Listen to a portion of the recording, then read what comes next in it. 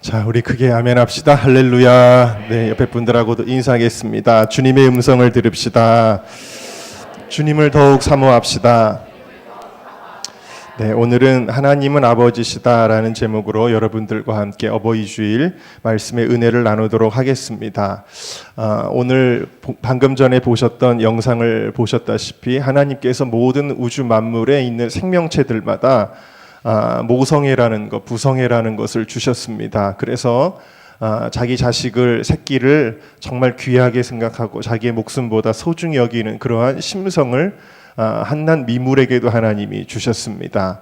여러분, 강아지 키우는 사람들 이야기를 들어보니까요, 걔가 새끼를 낳고 나서 그 새끼를 귀여우니까 사람들한테 띄어서 나눠주잖아요. 그러면 자기 새끼를 빼앗긴 그 어미 개는 뭐 일주일이고 2주일이고 식음을 전폐한다고 합니다.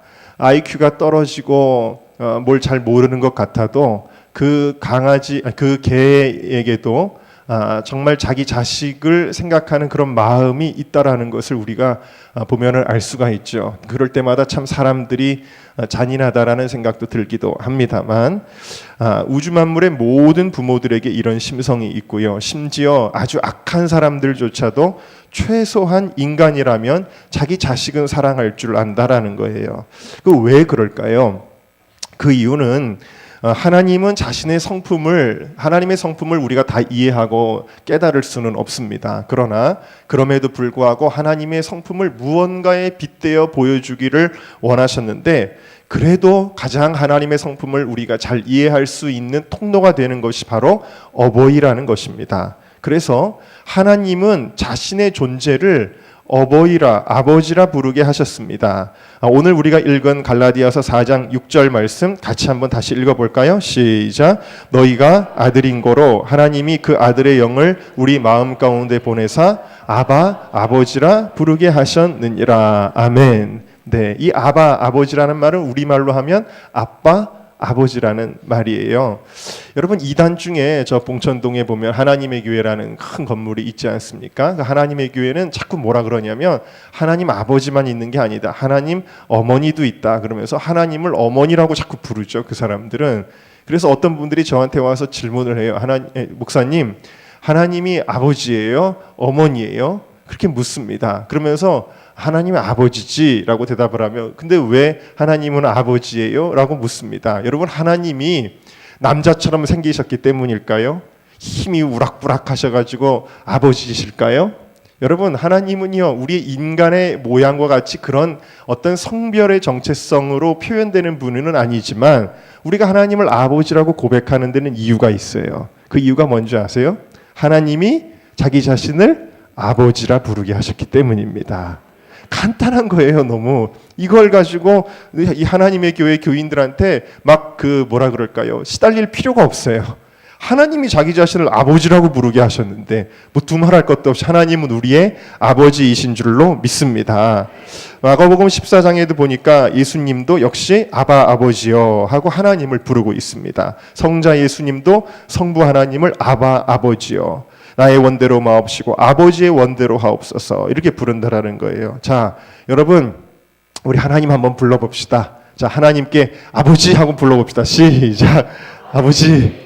예, 조금 친근하게 하려면 어떻게 하면 되죠? 그렇죠.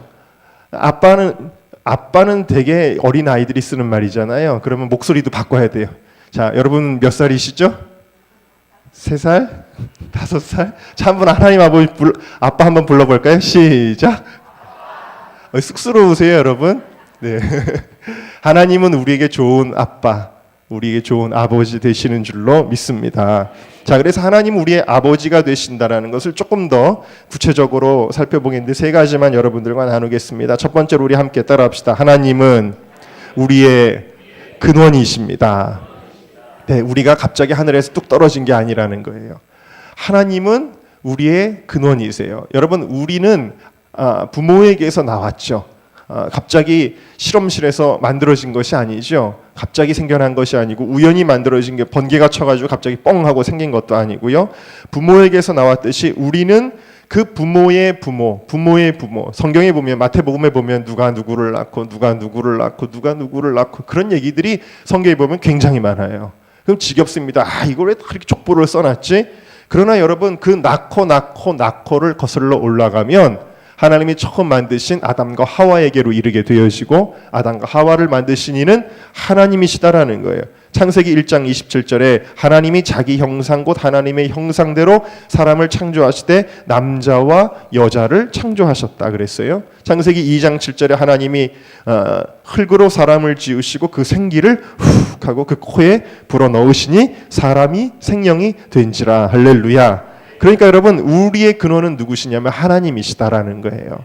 그래서 아버지는 바로 우리의 근원이 되시기 때문에 하나님의 성품, 하나님의 성격을 우리에게 보여주신다. 예레미야 1장 5절에 내가 너를 복중에 짓기 전에 너를 알았고 내가 태에서 나오기 전에 너를 구별하였고 너를 열방의 선지자로 세웠다.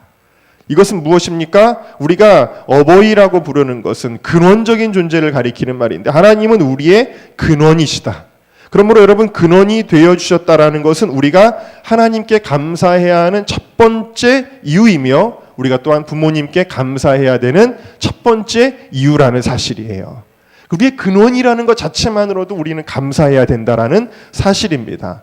여러분, 요즘 아이들 보면 제가 깜짝깜짝 놀랄 때가 있습니다. 왜냐하면 부모에게 너무 함부로 하는 경우가 있어요. 막 부모에게 승을 내고 부모에게 막 폭력적인 언어와 행동들을 하는 그런 거를 보게 되는데, 요즘 부모들은요, 그러면은요 따끔하게 야단을 쳐야 되는데 그렇게 못하는 부모들도 많이 있더라고요. 그래서 그냥 쩔쩔쩔쩔 매고 그냥 그래도 이쁘다 하고 그런 경우가 많이 있는데, 그것은 자녀들에게 유익한 게 아니에요. 그렇게 봐주고 그냥 넘어가는 것은 자녀들에게 유익한 것이 아닙니다. 왜냐하면 신명기 21장 18절부터 21절을 보면 이렇게 써 있어요. 사람에게 완악하고 패역한 아들이 있어 그 아비의 말이나 그 어미의 말을 순종치 아니하고 부모가 징책하여도 듣지 아니하거든.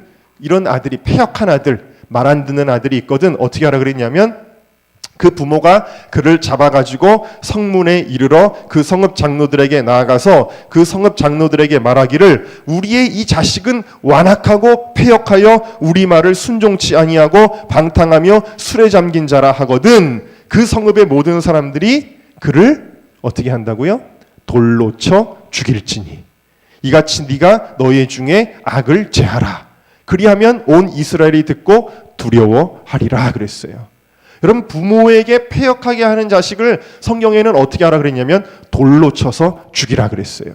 왜 이와 같이 무섭게 하나님이 징계를 내리실까요? 로마서 1장에도 보니까 부모를 거역하는 자는 사형에 해당한다라고 그렇게 써 있어요.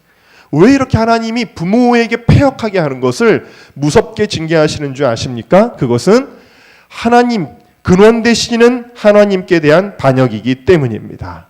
부모에 대한 패역은 그 근원을 거슬러 올라가면 그것이 하나님이시기 때문에 그 하나님에 대한 패역의 죄이기 때문이다. 그래서 무서운 죄가 된다라는 사실이에요. 그러므로 우리가 부모에게 가져야 되는 첫 번째 태도는 무엇이냐? 부모를 공경하라라는 거예요. 부모를 사랑하기 이전에 첫 번째는요, 부모를 공경해야 되는 거예요. 출애굽기 20장 12절 말씀입니다. 내 부모를 공경하라. 공경하라라는 건 뭐예요? 두려워할 줄 알고 그리고 또 경외할 줄 아는 거, 공손하게 대할 줄 아는 거, 이것이 공경입니다. 무례하지 않은 것입니다. 그리하면 너의 하나님 나 여호와가 내게 준 땅에서 내 생명이 길리라 그랬어요. 네, 하나님을 공경하면 하나님이 오히려 이와 같이 축복하신다. 그것은 하나님이 우리의 근원이시기 때문입니다. 심순덕이라고 하는 시인이 쓴 엄마는 그래도 되는 줄 알았습니다 라는 시가 있습니다. 제가 읽어드릴게요. 엄마는 그래도 되는 줄 알았습니다. 하루 종일 밭에서 죽어라 힘들게 일해도. 엄마는 그래도 되는 줄 알았습니다. 찬밥 한 덩이로 대충 부뚜막에 앉아 점심을 때워도. 엄마는 그래도 되는 줄 알았습니다. 한겨울 냇물에 맨손으로 빨래를 방망이질해도. 엄마는 그래도 되는 줄 알았습니다. 배부르다 생각 없다 식구들 다 먹이고 굶어도. 엄마는 그래도 되는 줄 알았습니다. 발 뒤꿈치 다 해져 이불이 소리를 내도. 엄마는 그래도 되는 줄 알았습니다. 손톱이 깎을 수조차 없이 닳고 문드러져도.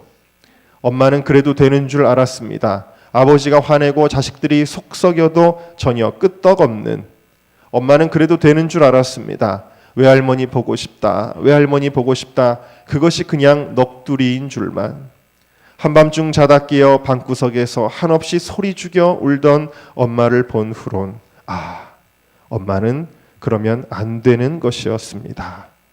여러분, 부모에게 함부로 해도 그래도 엄마는 다 받아주니까, 아빠는 다 받아주니까가 아니에요. 여러분, 우리의 근원 대신 부모를 공경하는 여러분 모두가 되시기를 주님의 이름으로 축원합니다. 자, 두 번째 우리 함께 따라하겠습니다. 하나님은 우리를 기르시고 보호하시고 인도해 주십니다. 네, 이거 비밀인데 아시는 분들은 아시지만 이거 설교 때문에 할 수 없이 말씀드립니다. 한 달 전쯤인가요? 제가 사실 우리 교회 마당에 박새 둥지를 제가 몇 개를 달아놨어요. 들어왔다 나갔는지 저도 아직까지 잘 모르겠습니다만 하도 교회에 이제 벌레들, 날벌레들도 많고 그러니까 새가 많으면 좋다 그래서 제가 그래서 달아놓은 건데, 아니 박새 둥지에는 새들이 안 보이더니 엉뚱하게 우물가 쉼터에 우체통에 새가 들어갔어요. 새가 들어가가지고 거기다가 알을 낳고 알을 한 6, 7개를 낳은 것 같습니다. 그리고는 새끼도 깠어요. 지난주에 새끼를 깠고 지금 열심히 들락날락거리면서 먹을 거를 먹이고 있습니다. 그래서 여러분들이 귀를 가만히 기울여 보시면 거기 안에서 새들이 지금 난리가 났습니다. 짹짹거리고 난리가 났는데, 여러분 절대, 제가 인터넷에서 봤는데요, 이 새 둥지를 들여다보거나 가까이 가서 소리를 내거나 하면 얘네들이 스트레스를 받아가지고 안 된대요. 어떨 때는 그냥 나가버린대요. 그러니까 여러분 스트레스 주시지 마시기를 바랍니다. 네. 하나님이 주신 생명 하나하나 다 소중한 거니까요. 그러니까 또 아이들 괜히 가가지고 장난치지 못하도록 아이들에게는 비밀로 해주시기를 바랍니다. 어쨌든 여러분, 이 새들을 보니까 정말 신비롭습니다. 그 자식들을 먹이는, 정말 부지런히 먹이고요. 엊그저께 비가 막 장대같이 내리는데도 그 장대비를 뚫고 어미가 계속 들락날락거리면서 먹을 것을 물어다가 주는 거예요. 그 모습이 얼마나 신비로운지요. 여러분, 이 새들이 알을 낳기만 한 것이 아니라 그 알을 한 2주 정도를 품었고요. 그리고 새끼가 깨어나니까 계속해서 그 아이들을 기르는 거예요. 여러분, 이것이 부모입니다. 누가복음 12장 24절에 보니까 이런 새들을 예수님이 비유로 해서 말씀하셨는데, 까마귀를 생각하라. 심지도 아니하고 거두지도 아니하며 골방도 없고 창고도 없으되 하나님이 기르시나니 너희는 새보다 얼마나 귀하냐. 백합화를 생각하여 보라. 실로 만들지도 않고 짜지도 아니하느니라. 그러나 내가 너희에게 말하노니 솔로몬의 모든 영광으로도 입은 것이 이 꽃 하나만 같지 못하였느니라. 오늘 있다가 내일 아궁이에 던지우는 들풀도 하나님이 이렇게 입히시거든 하물며 너희일까 보냐. 믿음이 적은 자들아, 너희는 무엇을 먹을까 무엇을 마실까 구하지 말며 근심하지도 말라. 이 모든 것은 세상 백성들이 구하는 것이라. 그러시면서 너희 아버지께서 이런 것이 너희에게 있어야 될 줄 아시느니라. 하나님은 우리의 아버지신데, 아버지시는 우리를 입히시고 먹이시고 인도하시고 기르시고 우리를 축복하시는 줄로 믿습니다. 하나님을 아버지라 고백하는 자들은 하나님 책임져 주신다라는 사실이에요. 이사야 31장 5절에도 보니까 새가 날개치며 그 새끼를 보호함같이 그랬어요. 새가 새끼들을 품는 것 같이. 제가 처음에 모르고 열어봤을 때 이렇게 품고 있어요. 우리를 품으신다. 지금도 하나님의 성령님께서 우리를 품고 계신 줄로 믿습니다. 그래서 우리는 늘 아버지라는 존재에 기대게 되죠. 아버지라는 존재를 의지하게 되고요. 아버지라는 존재의 손을 붙잡고 인도함을 받게 되는 거예요. 그래서 다윗도 고백합니다. 여호와는 나의 반석이시오, 나의 요새시오, 나를 건지시는 자시오, 나의 하나님이시오, 나의 피할 바위시오, 나의 방패시오, 나의 구원의 뿌리시오, 나의 산성이로다. 할렐루야. 여러분, 저희 어머님이 얼마나, 요즘에는 안 그러시는데 아예 TV도 안 보시니까, 예전에요, 저가 어렸을 때 그 축구 경기 보면, 월드컵 같은 거 축구 경기 보다가 우리가 골 먹을 것 같으면, 그러면 우리 어머니는 꼭 뭐라 그러시면 아버지 그러세요. 어떨 땐 주여 하시고 어떨 땐 아버지 그러세요. 길을 가다가 헛디디시면은 아버지 그러세요. 여러분, 우리가 위기를 당할 때마다 우리는 누굴 찾아요? 아버지를 찾아요. 아버지는 그런 분이세요. 우리에게 늘 든든하신 분이시고 우리의 늘 도움이 되시는 분이시다 라는 것입니다. 이어령 박사님이 쓴 글 가운데 이런 글이 있었어요.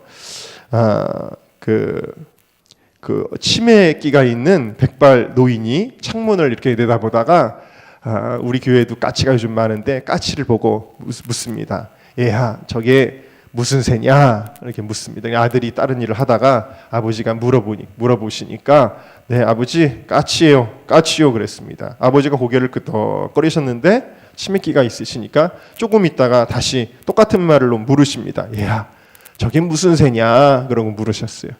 까치요, 까치라니까요.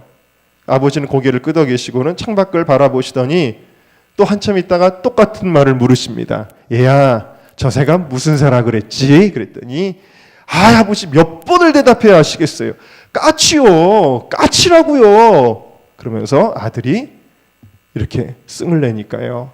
옆에서 바느질을 하시던 어머니가 한숨을 쉬시고는 말씀하셨습니다. 아범아, 너는 어렸을 때 저게 무슨 새냐 하고 100번도 더 물었다.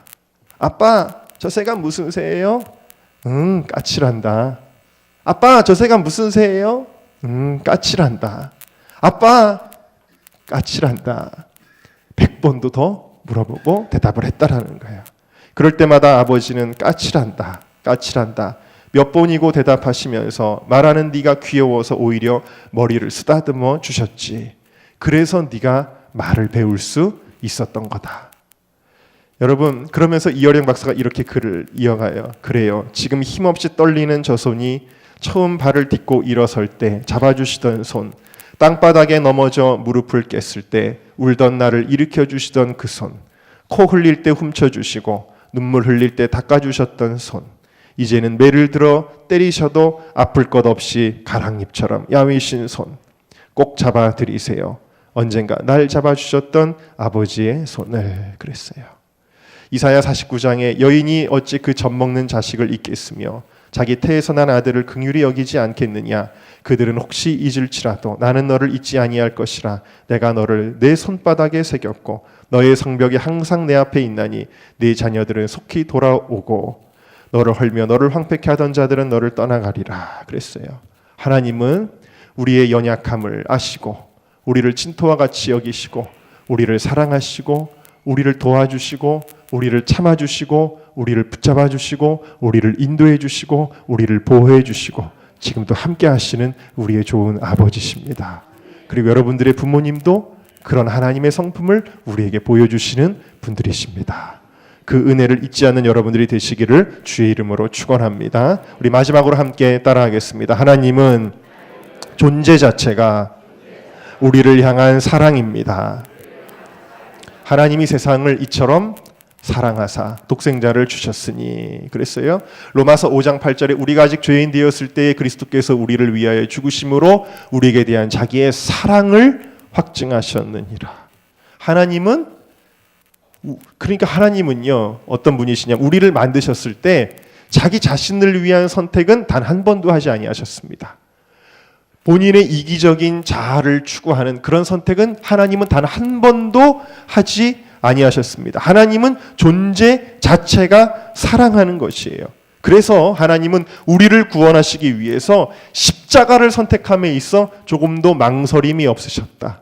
후회함이 없으셨다라는 사실입니다. 여러분, 부모들도 마찬가지입니다. 자식을 낳는 순간부터 어버이의 존재 자체가 사랑이 됩니다. 그래서 비록 하나님의 사랑에는 비할 바 못 되더라도 적어도 인간이 사는 이 세상에서 가장 지고한 하나님의 사랑, 아가페의 사랑을 보여주는 것이 바로 부모의 사랑입니다. 그래서 하나님은요 우리를 하나님의 형상을 따라 지음받았다라고 했는데, 하나님의 형상을 따라 지음받았다는 것은 눈이 2개, 코가 하나, 입이 하나, 팔이 2개, 팔이 2개라는 뜻이 아니에요. 하나님의 형상이라는 건 하나님의 성품이 우리 안에 있다라는 거예요. 그 하나님의 성품이 무엇이냐? 요한일서 4장 16절에 하나님이 우리를 사랑하시는 사랑을 우리가 알고 믿었노니 하나님은 사랑이시라. 함께 따라합시다. 하나님은 사랑이시라. 그러니까 여러분, 우리도 어떤 존재로 지음을 받았냐면 사랑의 존재로 지음을 받은 거예요. 창조의 목적은 하나님이 우리와 사랑하기 위해서예요. 사랑하고 교제하기 위한 대상으로 하나님이 우리를 지으신 것입니다. 그런데 우리는 그렇지 못했어요. 하나님께서 먹지 말라고 하신 선악과를 따먹은 이유가 무엇입니까? 하나님을 위한 선택이 아니라 나 자신의 욕심을 채우기 위한 선택이었다. 인간이 사랑의 존재에서 자아 추구의 존재로 변하게 된 것입니다. 탐욕이라는 우상 숭배에 빠진 거예요. 이 자아 추구의 죄가 하나님과 우리 사이를 멀어지게 했고 우리로 죽음에 이르게 한 것입니다. 복음은 무엇이냐? 복음은 우리의 창조 원형으로 우리를 다시 되돌려 놓는 것이 복음이에요. 우리의 창조 원형이 뭐예요? 사랑입니다. 그래서 예수님은 누가복음 10장 27절에 우리에게 모든 계명을 요약하여 이렇게 명령하셨는데 네 마음을 다하며 목숨을 다하며 힘을 다하며 뜻을 다하여 주 너의 하나님을 사랑하고 또한 내 이웃을 내 몸과 같이 사랑하라 하였나이다. 하나님을 사랑하고 영혼을 사랑하는 거예요. 이웃을 사랑하는 거예요. 사람을 사랑하는 거예요. 그런데 여러분, 아까 우리가 읽었던 내 부모를 공경하라. 그 말씀 10계명에 나오는 말씀이에요. 출애굽기 20장에 나오는데 내 부모를 공경하라. 그리하면 너의 하나님 나 여호와가 내게 준 땅에서 내 생명이 길리라. 여러분 10계명은 우리가 알고 있기를 대신계명과 대인계명의 두 가지로 되어 있다고 알고 있어요. 자, 그러면서 부모 계명은 다라니 부모님은 사람이니까 대인계명이라고 알고 있습니다. 대신계명이 4개, 대인계명이 6개라고 알고 있는데 이 부모 공경은 사실 묘한 계명이에요. 왜 그러냐면 이 부모 공경에 대한 계명은 대신계명이면서 대인계명이에요. 이게 참 묘한 계명입니다. 벌써 하나님께서 모세에게 2개의 돌판을 주셨는데 이 돌판에 5개의 계명이 있었을 거예요. 자, 이 10계명은 네 번째 계명이 아니라 이 10계명은요. 부모의 하나님에 대한 사랑에도 속해요. 왜 그러냐면 아까도 말씀드렸지만 이 하나님에 대한 근원적인 그 권위에 대한 사랑이기 때문이에요. 그래서 이것은 대신계명에도 속하고 그러면서도 인간이기 때문에 인간 사랑에도 속하는 굉장히 위대한 계명이다. 대신계명과 대인계명을 잇는 위대한 계명이에요. 그래서 복음으로 인간이 하나님께 대한 사랑을 회복하는 것처럼 우리는 복음을 통해서 부모님께 대한 사랑을 회복해야 하는 것입니다.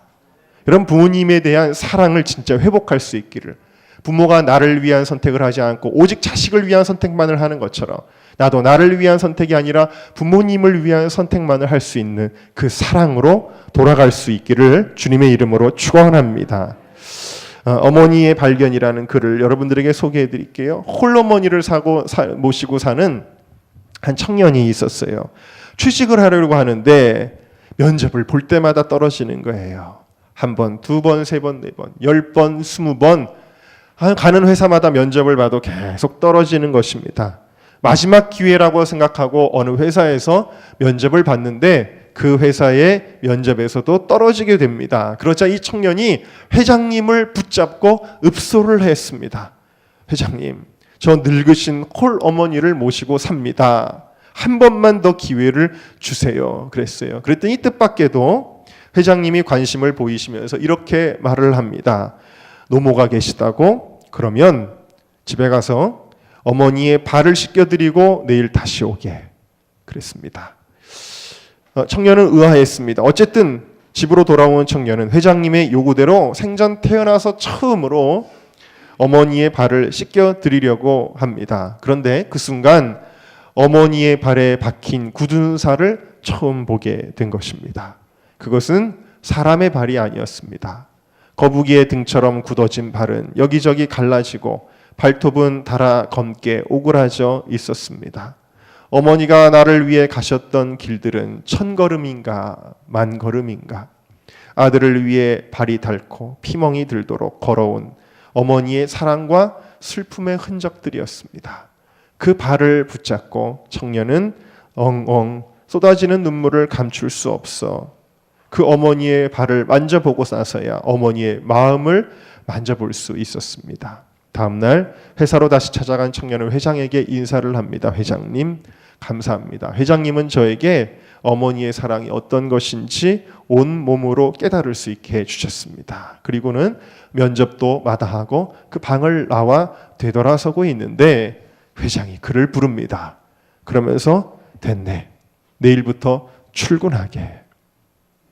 회장이 이 청년을 채용한 이유는 몸으로 어머니의 사랑을 느낄 수 있는 사람은 모든 사람에게 똑같이 관념이 아닌 가슴으로 대할 수 있었기 때문이다 라는 것이었습니다. 이 이야기는 실제로 일본의 어느 기업에서 있었던 일입니다. 여러분, 부모님을 말로만 사랑하지 마시고 용돈 몇 푼 쥐어주는 것만으로 사랑하지 마시고 명절에 한번 찾아가는 것만으로 의무를 다했다고 생각하지 마시고 가슴으로 부모님을 사랑할 수 있는 여러분 모두가 다 되시기를 주님의 이름으로 축원합니다. 우리 영상을 하나 보도록 하겠습니다. 충선이 아빠, 진영이 아빠. 항상 미안해요, 걔한테는.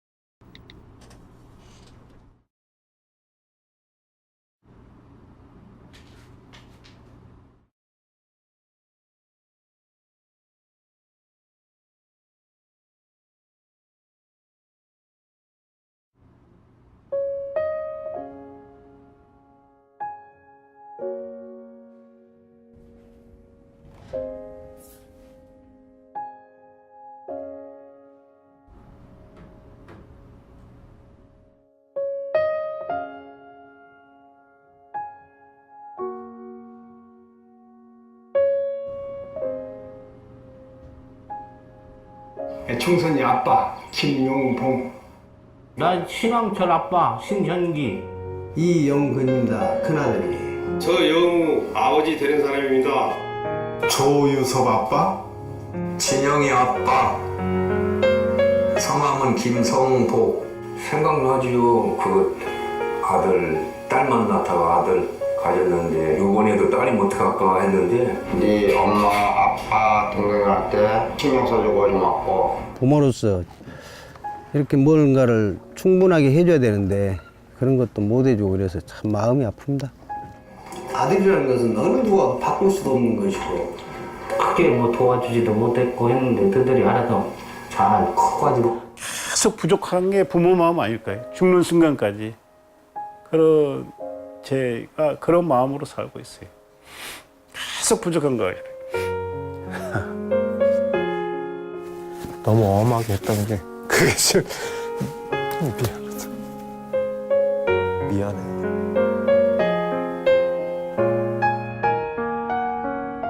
항상 내가 부족하고 항상 미안해요, 걔한테는.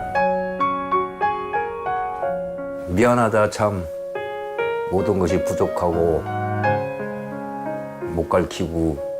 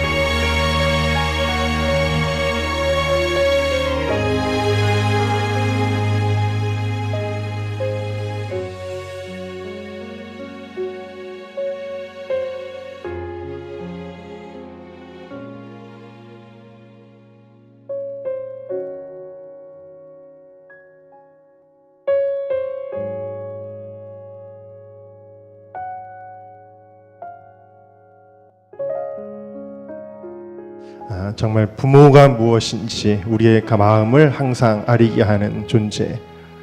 그것은 하나님의 마음이 거기에 있기 때문입니다. 우리가 부모님을 사랑하는 것은 하나님을 사랑하는 것입니다. 여러분, 부모를 사랑하지 않고는 우리는 하나님을 사랑할 수가 없습니다. 너희가 나를 사랑하면 내 계명을 지키리라 했는데 순종도 사랑 안에 있는 것입니다. 사랑이 없으면 울리는 꽹과리가 된다 하였는데 참된 효도도 사랑 안에 있는 것입니다. 부모님의 영혼을 구원하는 것도 부모님을 사랑할 때 이루어질 수 있는 것입니다.